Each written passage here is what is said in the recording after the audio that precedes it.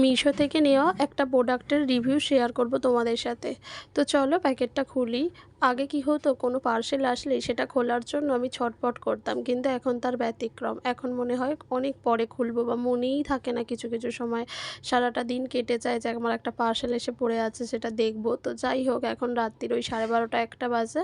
তো এখন আমার হঠাৎ করেই মনে পড়েছে এটার একটু রিভিউ দিব আর কি, বা তোমাদের সাথে শেয়ার করব। তো চলো খুলে দেখি। এটা ওই ফেসবুকে যে সবসময় আসে না, যে ঘোরাঘুরি করে মিশো, অ্যামাজন, ফ্লিপকার্ট এইসব। তো সেরকমভাবেই এই চেনগুলো আমার সামনে খুব ঘোরাঘুরি করছিল। তো আমার ভীষণ মনে হলো যে তাহলে এই চেনগুলো অর্ডার করা প্রয়োজন। তো আমি দেখেই অর্ডার করে দিই। তো এখানে দেখো আমি খুলে দেখছি, আর আমার পাশে কিন্তু বিশ্বজিৎ বসে আছে। ও কিন্তু এই অনলাইন থেকে এইসব ফালতু জিনিস কেনাটা একদমই পছন্দ করে না। আর ও আমি খুলছি আর বলছে এইগুলো বড় বাজারে 20 টাকা করে দাম, তোমার থেকে এই দাম নিয়েছে, হ্যান ত্যান নানান রকম কথা বলতেই থাকছিল। তো যাই হোক, প্রথম চেনটা যে খুললাম, এই চেনটা একদম জড়িয়ে ছিল। ধীরে সুস্থে বসে খুললাম ক্যামেরাটা অফ করে।